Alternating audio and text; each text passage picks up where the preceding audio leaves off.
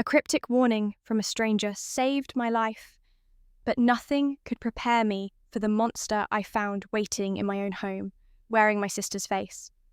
The sun was warm on my shoulders, the canvas tote bag digging comfortably into the crook of my elbow, heavy with fresh sourdough, heirloom tomatoes, and a wheel of ridiculously expensive brie. It was a perfect Saturday, the kind of cliché, domestic bliss Saturday you see in commercials for antidepressants. My husband, Mark, was at home, supposedly wrestling with a flat-pack bookshelf that had been mocking us from its box for 3 weeks. I was picturing his handsome, sweat-slicked brow, the faint scent of sawdust and frustration, and I was smiling. We were happy, boringly, beautifully happy. The farmers' market was winding down, the crowds thinning to a trickle of last-minute shoppers and vendors eager to pack up. I was heading for the parking lot when a small hand shot out and gripped my wrist. The touch was surprisingly cold, a shock of ice against my sun-warmed skin. I flinched, turning to see a little girl, no older than 10, with eyes that were far too old for her face. They were the colour of moss after a storm, dark and deep and knowing.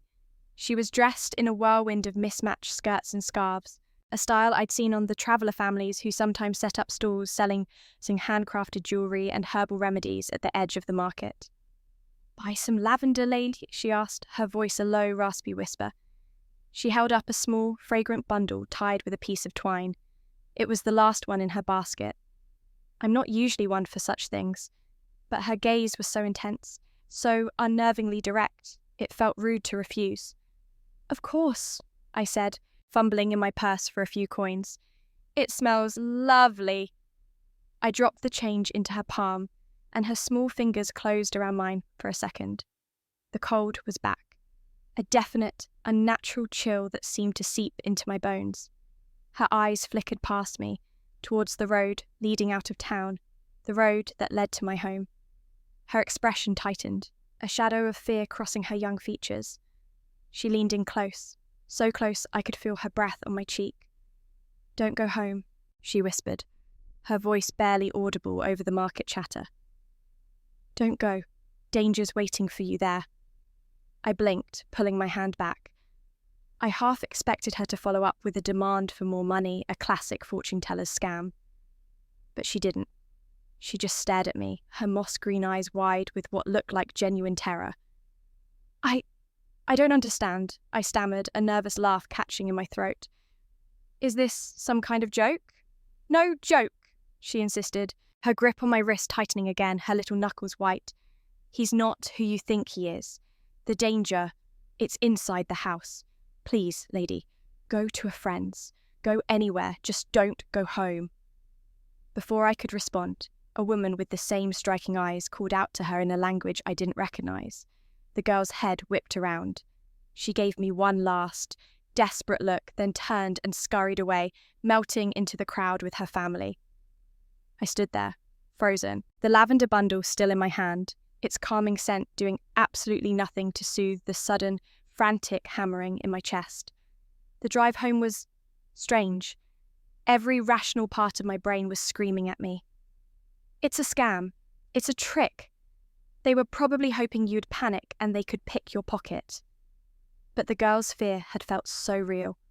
And her words, "He's not who you think he is." It was ridiculous. I knew Mark better than I knew myself. He was the most predictable, gentle, and loving man I had ever met. Danger? The most dangerous thing in our house was his attempt at spicy chili last month. Still, a seed of unease had been planted, and it was sprouting with terrifying speed. The familiar streets of our quiet suburban neighbourhood suddenly seemed alien. A black sedan I didn't recognise was parked 3 houses down, and my mind immediately started racing. Who was it? Were they watching my house? I shook my head, gripping the steering wheel. I was being paranoid. This is what happens when you let a 10-year-old with dramatic flair get in your head. When I pulled into our driveway, everything looked normal. The lawn was mowed, the rose bushes I babied were in full bloom, and Mark's car was parked in its usual spot. I took a deep breath, killed the engine, and told myself to stop being an idiot. I was going to walk in, kiss my husband, and we'd laugh about the crazy little girl at the market. But as I slid my key into the lock, I noticed the door was already slightly ajar. My heart leapt into my throat. Mark never left the door unlocked, let alone open. The unease that had been simmering in my stomach began to boil. I pushed the door open, my hand trembling slightly. "Mark?" I called out, my voice sounding small and weak in the sudden silence of the house. "Honey, I'm home." No answer. The house was dead quiet. Usually, I'd hear his music playing from the garage where he'd set up his workshop for the bookshelf project. But today, there was nothing. Just an oppressive, heavy silence. I dropped my shopping bag on the kitchen counter, the clatter of a glass jar of olives sounding like a gunshot. "Mark?" I called again, louder this time, a thread of real fear weaving its way into my voice. I walked through the living room and down the hall towards the spare bedroom we used as an office. As I got closer, I heard it. A low murmur. Voices. It wasn't the TV, it was conversation. Mark's voice, calm and gentle, and another one. A woman's. My blood ran cold. The girl's warning echoed in my head. Danger's waiting. Was this it? Was the great danger a simple, tawdry affair? My fear was instantly replaced by a hot surge of anger. All this panic, all this worry for him to be cheating on me in our own home. I stormed towards the office door, ready to throw it open and confront them both. But something made me pause. The woman's voice. There was something hauntingly familiar about its soft, melodic cadence. I slowed my steps, creeping the last few feet to the door, which was cracked open just enough for me to peek through. Mark was sitting on the edge of the desk, his back mostly to me. He was smiling, a relaxed, easy smile I knew so well. He was looking at the woman who was sitting in my office chair, her long auburn hair cascading over her shoulders. I could only see her from behind. My heart hammered against my ribs, a painful, frantic rhythm of betrayal. Who was she? As if sensing my presence, Mark said something I couldn't quite hear, and the woman laughed. It was a light, tinkling sound that sent a jolt of ice through my veins. I knew that laugh. God, I knew that laugh better than my own. She swiveled the chair around to face him, her profile coming into view. My breath hitched. It couldn't be. It was impossible. My mind refused to process what my eyes were seeing. The delicate slope of her nose, the curve of her lips, the small, crescent-shaped scar just above her eyebrow from when she fell out of a tree at age 7. It was my sister, Lily. The same Lily who we had buried 5 years ago. The world tilted on its axis. My ears filled with a roaring sound, like the ocean being funneled through a seashell pressed against my head. It couldn't be Lily. Lily was gone. I had picked out her casket. I had delivered the eulogy, my voice cracking as I spoke of her wild spirit and infectious laugh. The very same laugh that had just echoed from my office. I had held my mother as they lowered her into the ground. We had mourned for 5 years. 5 years of anniversaries, birthdays, and holidays with a gaping hole where she should have been. And all this time she was here, laughing with my husband. I flattened myself against the cool plaster of the hallway wall, my breath coming in short, silent gasps. My mind was a kaleidoscope of fractured memories and impossible realities. Was I insane? Was this a stress-induced hallucination? Grief could do strange things to a person, I knew, but the image was burned into my retinas, the auburn hair catching the light from the window, the familiar gesture of tucking a stray strand behind her ear, the crescent scar that was as much a part of her as her own name. It was her. It was absolutely, terrifyingly her.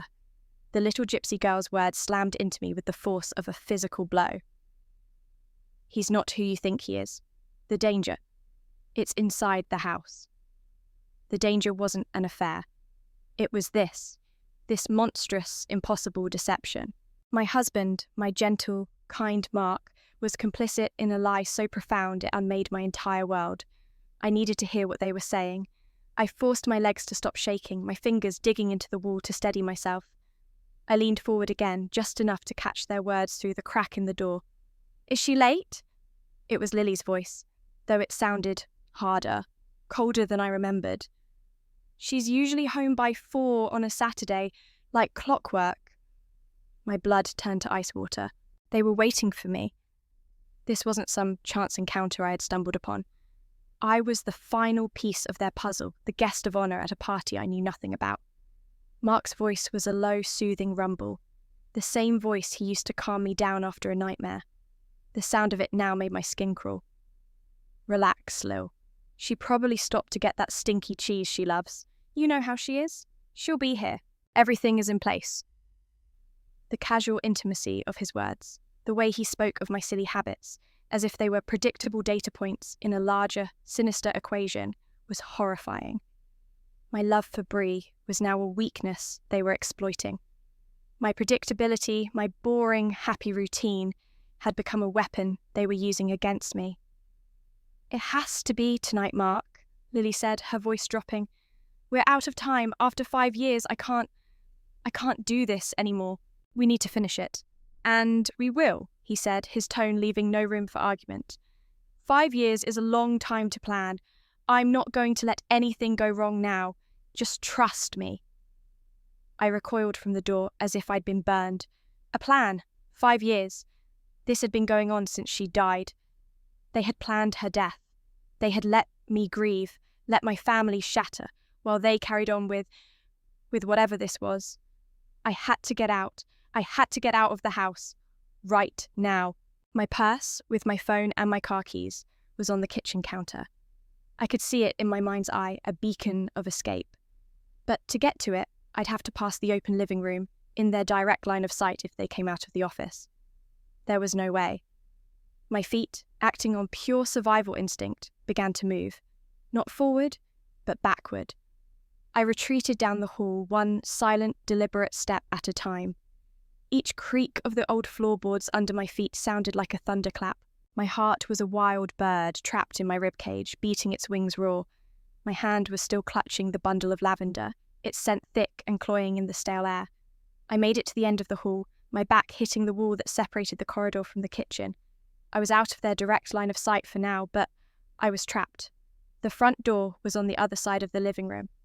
The garage door was through the kitchen. The kitchen was my only chance. Think. There had to be another way. The spare car key. Mark always kept a spare in the top right drawer in the kitchen. The junk drawer. It was filled with old batteries, rubber bands, and take-out menus, and a single key to my SUV. If I could just get to that drawer, I could slip out the back door into the yard, circle around to the driveway, and be gone before they even knew I was here. Taking a shaky breath, I peered around the corner into the kitchen. My tote bag was still on the counter where I'd dropped it. The late afternoon sun streamed through the window over the sink, illuminating dust motes dancing in the air. It all looked so painfully normal. A snapshot of a life that had ceased to exist 10 minutes ago. I scurried into the room, my sneakers silent on the cool linoleum. I kept my body low, below the level of the countertop, my eyes fixed on the hallway entrance. I reached the junk drawer and pulled it open, the screech of the unoiled runners making me flinch violently. My hands, slick with sweat, scrabbled frantically through the clutter. Old receipts, a broken corkscrew, dried up pens. Where was it? Then I saw it, the small black plastic key with the silver logo. I snatched it up, my fingers closing around it like a holy relic. I had it. I could leave. Just as I shoved the key deep into my pocket, I heard the office door creak open. Footsteps, Mark's heavy tread on the hardwood floor. "Anna!" he called out, his voice filled with a sickeningly sweet, husbandly concern. "Is that you, honey? I thought I heard something." Panic seized me. There was nowhere to go. The back door was on the other side of the room, and the lock was loud and clunky. I did the only thing I could think of. I dropped to the floor and scrambled behind the large kitchen island, pressing my body against the cool wood of the cabinets. I tucked my knees to my chest, trying to make myself as small as possible. I held my breath until my lungs burned. I saw his feet first, worn-out leather boots he always wore for his projects. He walked into the kitchen, stopping just a few feet from where I was hiding. He scanned the room, his gaze lingering on my shopping bag on the counter. "Anna?" he called again, softer this time. The casual tone was gone, replaced by something else, something calculating. He moved towards the counter, his back to me. I risked a tiny glance over the edge of the island. He picked up the sourdough bread, then set it down. He wasn't just looking for me. He was confirming I had been here. My heart sank. He knew. He must have known I'd be home by now. This was all part of their plan. Then, I saw him reach into his back pocket. He pulled out a small black case, the kind used for medical supplies. He unzipped it with a smooth, practiced motion. My breath caught in my throat. He took out a sterile wipe, a small vial of clear liquid, and a syringe. He methodically unwrapped the needle, the plastic crinkling in the dead silence of the room. He punctured the vial, drawing the clear liquid up into the syringe, tapping it lightly with his finger to get rid of the air bubbles. And all the while he had a calm, focused expression on his face, the same expression he got when he was solving a complicated puzzle. My blood froze in my veins, turning to a thick, cold sludge. A syringe. He was holding a syringe filled with an unknown, clear liquid. The calm, methodical way he prepared it was more terrifying than any outburst of rage could ever be. This was calculated. This was premeditated. The little girl's warning wasn't a metaphor for emotional betrayal. It was literal. Danger's waiting. And it was holding a needle. I shrank back behind the island, my mind screaming. This couldn't be Mark. My Mark. The man who cried during a commercial about a lost dog. The man who carefully relocated spiders from the house to the garden because he couldn't bear to kill them. This man, this stranger wearing my husband's face, was preparing to drug me. Or worse. The plan they'd been discussing, was I supposed to be the final step? Was my death a real one this time, the end game? "She's not here," Mark called out, his voice echoing slightly in the kitchen. He sounded annoyed, like a train was running late. "Her car's in the drive, and her shopping's on the counter. Where the hell could she have gone?" I heard Lily's lighter footsteps join his in the kitchen. "Maybe she heard us. Maybe she ran."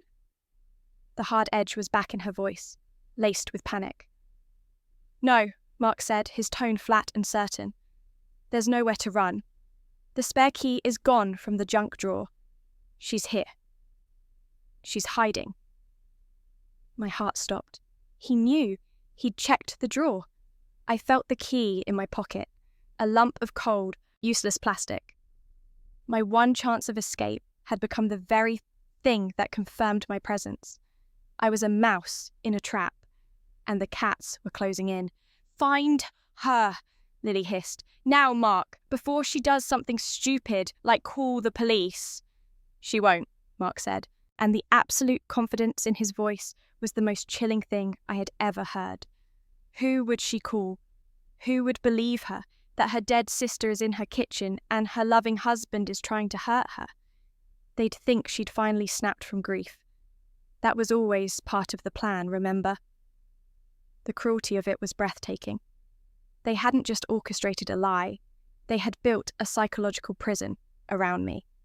They had spent 5 years conditioning the world, our friends, our family, to see me as the grieving widow, the fragile woman who could, at any moment, break under the strain. My sorrow was their alibi. My love for my sister was the weapon they would use to destroy my credibility. I heard them separate, his heavy boots moving towards the front of the house, her lighter steps heading for the back door that led to the yard. "Check the garden, the shed," Mark ordered. "I'll check upstairs." They were searching, methodically, efficiently. I was trapped behind the island, my temporary sanctuary now a holding cell. As soon as one of them thought to look here, it would be over. I had to move. But where? As Lily's footsteps faded outside, I heard Mark's tread on the stairs. This was my chance, a small window of opportunity. He was upstairs. Lily was in the yard. The main floor was, for a few precious seconds, clear. The front door was my only hope. I didn't have my keys, but I didn't need them to get out. I just had to get to the door, unlock the deadbolt, and run. Run and scream and don't stop until I found another living soul. I took a breath, steeling myself. I pushed off from the cabinets, my muscles screaming in protest. I rose from my crouch and bolted from behind the island. My feet flew across the linoleum, across the polished hardwood of the living room. The front door seemed a million miles away. Every sound was magnified. The squeak of my sneakers, the frantic rasp of my own breathing. I reached the door, my sweaty palm fumbling with the deadbolt. It was stiff. My hands were shaking so badly I could barely get a grip. "Come on, come on," I pleaded silently, my nails scraping against the cold metal. The lock finally gave way with a loud, sickening clunk. At the exact same moment, I heard a floorboard creak directly above me. Mark, he'd heard me. "Anna!" His voice was a roar from the top of the stairs. It was no longer the voice of my husband. It was the voice of a predator whose prey was about to escape. I didn't wait. I yanked the door open and threw myself out into the blinding late afternoon sun. I didn't look back. I just ran. I sprinted across the lawn, my lungs on fire, my legs pumping on pure adrenaline. I could hear the front door slam open behind me, hear his footsteps pounding on the pavement. He was faster than me. I knew he was. I screamed, a raw, ragged sound torn from the deepest part of my soul. I screamed for help, for anyone. But the street was deserted. It was Saturday afternoon. People were inside, napping, watching TV, living their normal lives while mine was imploding. I risked a glance over my shoulder. He was gaining on me, his face a mask of fury. The syringe was gone, but his hands were clenched into fists. I knew with absolute certainty that if he caught me, I was dead. I saw the black sedan parked down the street, the one I had noticed on my way home. My mind, frantic for any escape, registered it as a potential sanctuary. Maybe someone was in it. Maybe they could help. I veered off the sidewalk, running straight for the car. "Help!" I shrieked, banging my fist on the tinted driver's side window. "Please, help me. He's trying to kill me." The door behind me swung open. I stumbled back, expecting Mark to lunge out, but it wasn't Mark. It was a woman.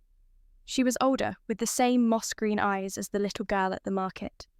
Her face was a web of deep lines, her expression grim and determined. It was the woman who had called the little girl away. "Get in," she said, her voice a low, urgent command. I didn't hesitate. I scrambled into the back seat, pulling the heavy door shut just as Mark reached the car. He wrenched at the handle, his face contorted with rage, his reflection distorted in the tinted glass. He slammed his fist against the window, the impact vibrating through my entire body. The woman in the driver's seat didn't even flinch. She put the car in gear and stomped on the accelerator. The tires squealed as the sedan lurched forward, throwing me back against the seat. Mark was left standing in the middle of the road, shrinking in the rearview mirror, a portrait of impotent fury. I was shaking uncontrollably, gasping for air, my body racked with violent sobs of terror and relief. I was safe, for now. "Thank you," I gasped, tears streaming down my face. "Thank you, you saved my life. That man, my husband, and my sister, she's supposed to be dead." My words tumbled out, a hysterical, nonsensical torrent. The woman drove in silence, her dark eyes fixed on the road. Her gnarled hands were steady on the steering wheel. The little girl was in the passenger seat. She turned around to look at me, her small face pale and solemn. She didn't look triumphant or relieved. She looked terrified. "We had to get you out," the old woman said, her voice raspy, like stones grinding together. "You saw her. Now they know you know." "Know what?" I asked, wiping my eyes with the back of my hand. "That my sister faked her own death. That my husband is a monster. Who are you? Why did you help me?" The woman took a sharp turn, heading not towards the town centre or the police station, but onto a winding country road that led deep into the woods. My newfound sense of safety began to evaporate, replaced by a fresh, cold spike of fear. "We helped you because we have to," she said, her eyes meeting mine in the rearview mirror. Her gaze was as ancient and unsettling as her granddaughter's. "It's not just about your husband, it's about her. Your sister." She paused, as if weighing her next words carefully. "What came back is not what you buried." The car's interior seemed to shrink, the air growing thick and heavy. "What are you talking about?" I whispered, my voice barely audible. "What do you mean? What came back?" The woman's words made no sense, yet they resonated with a terrifying, primal logic. The Lily I had glimpsed through the door was different. The laugh was the same, the face was the same, but there was a coldness in her eyes, a sharp, predatory stillness I had never seen before, a hollowness. The old woman, whose name I still didn't know, kept her eyes on the winding road. The trees outside formed a dense green tunnel, swallowing the sunlight. "Some things are not meant to return from where they go," she said, her voice a low murmur, like a prayer or a curse. "Your husband, he was a fool, a grieving, desperate fool. He made a deal. He opened a door he should never have touched." The little girl in the front seat, who had been silent until now, twisted around, her mossy eyes wide and earnest. "He wanted her back so much," she said, her voice small and sad. "He found us. He paid my grandmother a lot of money for the old ways. For the ritual." A ritual, a deal. The words hung in the air, nonsensical and insane, yet my mind, already shattered by the impossible reality of seeing my dead sister alive, was horribly receptive. I thought back to the months after Lily's death. Mark had been destroyed. More than me, even. He'd lost weight, he couldn't sleep, he'd become obsessed with spiritualism, with life after death theories, with anything that offered a sliver of hope. I had thought it was just a stage of his grief, a desperate attempt to make sense of the senseless. But now, had it been research? "What ritual?" I asked, my throat tight. "What did he do?" The grandmother, Alara, as her granddaughter whispered her name was, finally spoke again. "There are paths, thin places between worlds. He wanted to pull her spirit back. But the path is dark, and you don't always know what will follow you out. He performed the rite, but something went wrong. He got more than he bargained for. He got her back, yes, body and soul. But she wasn't alone." I stared at her, my mind refusing to grasp the full implication. "Not alone? What do you mean?" "The thing that wears your sister's face. It needs to feed," Alara said, her knuckles white on the steering wheel. "On life, on energy. For 5 years, your husband has been helping it, finding it what it needs. Small things, at first, pets that went missing in the neighborhood, strays from the shelter where he volunteered." A wave of nausea washed over me as I remembered. The missing cat posters on the telephone poles, the local news story about the unusual number of disappearances from the animal shelter. Mark had been so upset about it, or so I had thought. Had his sadness been a performance? Had he been bringing those animals home for her? For Lily? For the thing that looked like Lily? "Why?" I choked out. "Why are you telling me this? Why did you get involved?" Alara's face hardened, the lines around her eyes deepening. "Because it is our way. We do not meddle, but we do not allow the doors to be left open. The ritual he used was one of our people's, a forbidden one. He stole the knowledge. By doing so, he made his problem our responsibility, and the thing he brought back is getting stronger. It's not satisfied with small lives anymore. It wants more. It needs a life force that is connected, bonded by love and blood."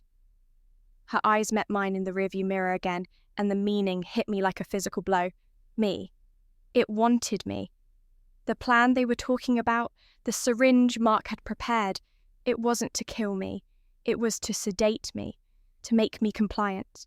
I wasn't the end game. I was the main course. My life force, my love for the sister I thought I'd lost, was what it craved. It was the feast that would make it whole, make it permanent in this world. The car slowed, turning off the paved road onto a hidden dirt track, so overgrown I wouldn't have noticed it otherwise. We bumped along for a few minutes before emerging into a small, secluded clearing.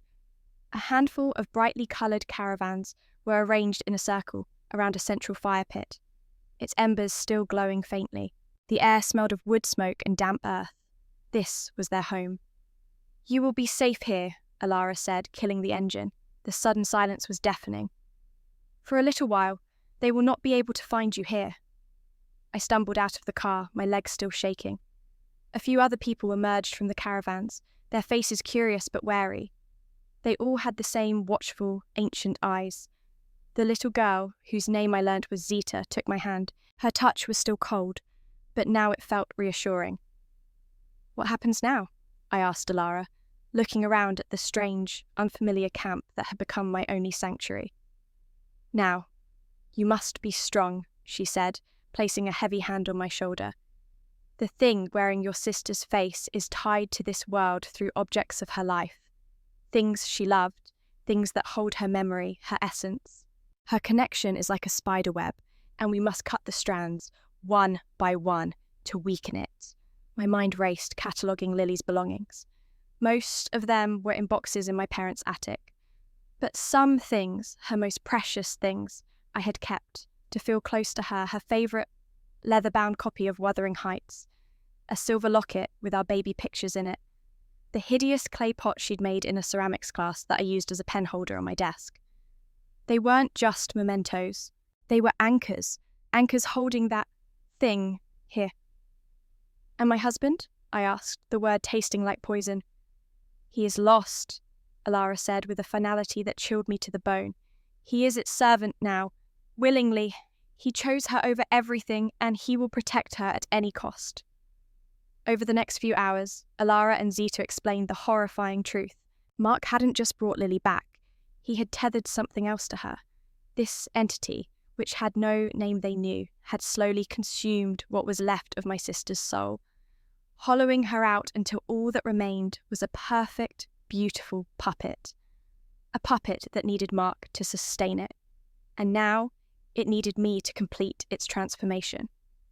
My grief for my sister was replaced by a new, more profound horror. The woman in my house wasn't Lily. It was a parasite wearing her skin. And my husband, the man I had loved and trusted, was its keeper. As dusk fell, casting long, dancing shadows through the clearing, Alara lit the central fire. The flames leaped high, painting our faces in flickering shades of orange and red. "They will be looking for you," Alara said, her gaze fixed on the fire. "They know you escaped. They know you are the one thing that can expose them. They will not stop." A sudden, sharp cry from the edge of the clearing made us all jump. One of the men who had been standing watch came running towards the fire, his face pale with alarm. "Alara!" he shouted, pointing back into the darkening woods. "Look!" We all turned. At first, I saw nothing but the dense wall of trees. Then, my eyes adjusted. There, hanging from the branch of a large oak tree at the very edge of the clearing, was a small, dead bird. It was a robin, its red breast a shocking splash of colour against the gloom. It wasn't just hanging. It was tied to the branch by its feet with a piece of familiar-looking red ribbon. The kind of ribbon Lily always used to tie back her auburn hair. It was a message, a marker. But that wasn't the most terrifying part. Pinned to the bird's chest, stabbed right through its heart with a sharpened twig, was a small, square photograph, blowing gently in the evening breeze. It was a picture of me, sleeping peacefully in my own bed. A collective gasp went through the small group. The photograph wasn't just a threat. It was a statement. "We know where you sleep. We can get to you anywhere." The safety of the clearing evaporated, replaced by the chilling realization that we weren't hidden at all. They hadn't just been searching for me. They had been watching. For how long? The image of Mark, or that thing that looked like Lily, standing over me as I slept, taking that picture, made me feel violated in a way that transcended fear. Alara strode to the tree and, without touching the bird, stared at the photograph. "He is showing us he is not bound by our ways," she said, her voice grim. "He is using her power, her knowledge of you, to bypass our protections. They are clever." "They're not just clever, they're coming," one of the men said, his hand resting on the handle of a formidable-looking knife at his belt. "This is a trail marker. They're closing in." Panic, cold and sharp, tried to claw its way up my throat, but I forced it down. The woman who had run screaming from her house was gone. In her place was someone else, someone forged in the fire of impossible truths. I would not be the victim. I would not be the feast. You said we have to cut the strands, I said, my voice surprisingly steady as I walked to stand beside Alara. You said we have to weaken it. Let's do it. Now. Alara looked at me, a flicker of approval in her ancient eyes. It will be dangerous. To destroy the anchors, we must retrieve them. We must go back to your house. I know, I said. The thought of returning to that place, the epicenter of my nightmare, was terrifying. But it was also my home, my life. They had taken it from me, and I was going to take it back. They'll be expecting us to run. They won't expect us to come right back at them. The plan was simple, desperate, and probably suicidal. Alara, myself, and the man with the knife, whose name was Stefan, would drive back to my house under the cover of the deepest night. Zita and the others would remain at the camp, preparing a ritual of their own, one of severance. My job was to get inside, gather Lily's most powerful anchors, the book, the locket, the clay pot, and get out. Alara and Stefan would be my watch, my defense. The drive back was a blur of silent tension. Every pair of headlights felt like Mark's car. Every shadow seemed to hold a lurking figure. When we reached my street, it was just as I had left it. Quiet, suburban, and deceptively peaceful. Mark's car was gone. My own SUV was still in the drive where I'd left it. They've gone out looking for you, Stefan whispered from the driver's seat of Alara's sedan, parked 2 streets away. This is our only chance. Be fast. Alara handed me a small leather pouch filled with what looked like salt and dried herbs. Keep this on you. It will shield your presence from her for a short time. Do not lose it. I clutched the pouch, its strange, earthy scent filling my senses. Taking a deep breath, I slipped out of the car and into the shadows. I moved through the backyards of my neighbours, my heart pounding a frantic rhythm against my ribs. I felt like a burglar in my own life. I reached my backyard fence, slipped through the gate and stood before the back door. Using the spare key that I had so foolishly thought was my escape, I let myself in. The house was dark and silent, but the silence was different now. It was charged, expectant. I could feel her presence lingering in the air, a faint, sickly sweet perfume that was almost Lily's, but not quite. I moved quickly, my bare feet making no sound on the floor. First, the office. The hideous clay pot was still on my desk. I grabbed it, my fingers trembling as they brushed against the cold, lumpy ceramic. Next, the bedroom. I crept up the stairs, my hand gripping the pouch Alara had given me. The bedroom door was open. The sheets on the bed were rumpled. On my nightstand, I saw the silver locket. I snatched it up, its familiar weight a sickening comfort in my palm. As I turned to leave, my eyes fell on the bed. A single, long strand of auburn hair lay starkly against my white pillowcase. They hadn't just taken a picture. She had been in my bed. The violation was so profound I almost cried out. Finally, the living room bookshelf for Wuthering Heights. I found it wedged between my own paperbacks. As my fingers closed around the worn leather spine, the front door clicked open. Headlights washed across the living room wall. They were back. My blood ran cold. I dropped to the floor behind an armchair, stuffing the book and the pot into my tote bag, alongside the locket. I held my breath, listening. She's not here, I heard Mark's voice tight with frustration. We've checked everywhere. The woods, her parents' house. She is here, came Lily's voice. It was no longer cold or hard. It was thin, ethereal, and utterly inhuman. It seemed to echo from the very walls of the house. I can feel her. The salt. It's fading. I risked a peek. They were standing in the entryway. Mark looked exhausted, haggard. But the thing that looked like Lily, it was terrifying. Her skin was unnaturally pale, almost translucent in the dim light, and her eyes seemed to glow with a faint, internal luminescence. She wasn't looking around the room. She was sniffing the air like an animal, her head tilted at an unnatural angle. "Anna!" she sang, her voice a siren's call that vibrated deep in my bones. "I know you're here. Don't you want to see me? Your big sister. I've missed you so much." My resolve wavered. The voice was a perfect imitation, laced with all the love and memory we had shared, But the glowing eyes, the predatory stance, that was the parasite. "We can be a family again," Mark pleaded, taking a step into the living room. "Me, you, and Lily. Just like it should have been. Just give us the items, Anna. Don't make this harder than it has to be." That was it. My love for Mark, the man he used to be, died in that moment, replaced by a cold, hard certainty. He was a collaborator, a willing jailer. I knew I couldn't make it to the back door. They were between me and any exit. There was only one way this could end. I clutched the pouch from Alara. "It will shield you," she'd said. "I didn't want to be shielded. I wanted to be a beacon." I stood up. They both froze. Mark's face crumpled with a mixture of relief and anguish. The Lily thing smiled, a wide, triumphant stretching of my sister's lips.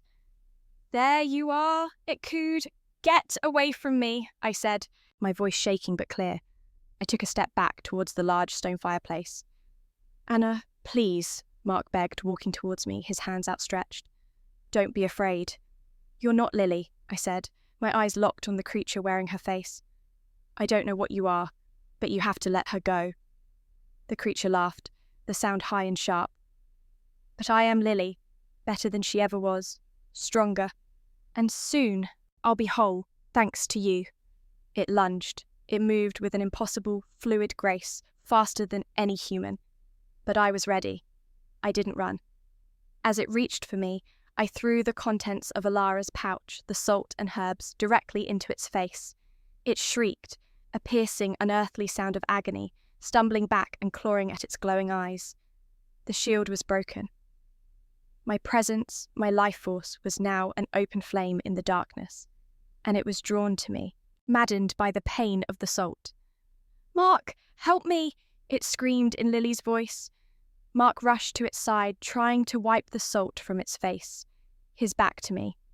That was my moment. With all my strength, I threw the heavy tote bag.